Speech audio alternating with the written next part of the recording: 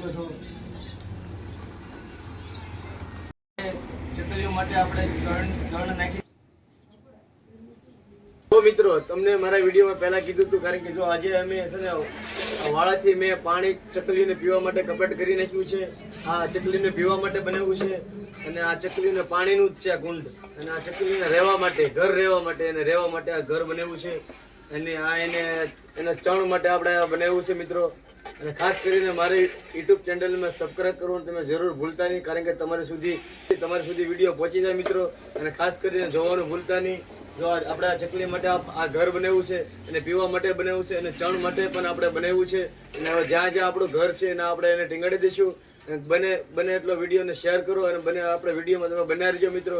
અને તમારા સુધી વિડીયો જોવાનું ખાસ કરીને ભૂલતા નહીં। મારી યુટ્યુબ ચેનલ તમે સબસ્ક્રાઈબ કરવાનું ભૂલતા નહીં। તો મિત્રો આપણે ચકલીને પહેલા આપણે પાણી એને કુંડ ટીંગાડવાનું કરીએ છીએ મિત્રો। આપણે પહેલા તમે જોઈ શકો છો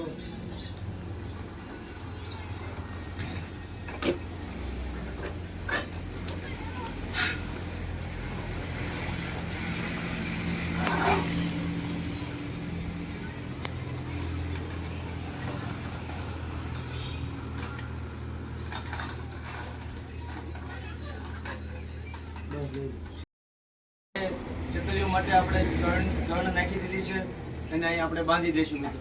અને ખાસ કરીને મારા વિડીયો તમે બનાવી રહેજો મિત્રો। તમે જોઈ શકો છો આપણે ચકલી માટે આપણે પાણી પણ કુંડ પણ બાંધી દીધો છે અને ઘર પણ બાંધી દીધું છે। તમે જોઈ શકો છો અહીંયા બાંધી દીધું છે અને પણ અહીંયા પણ બાંધી દીધું છે આપણે, તમે જોઈ શકો છો।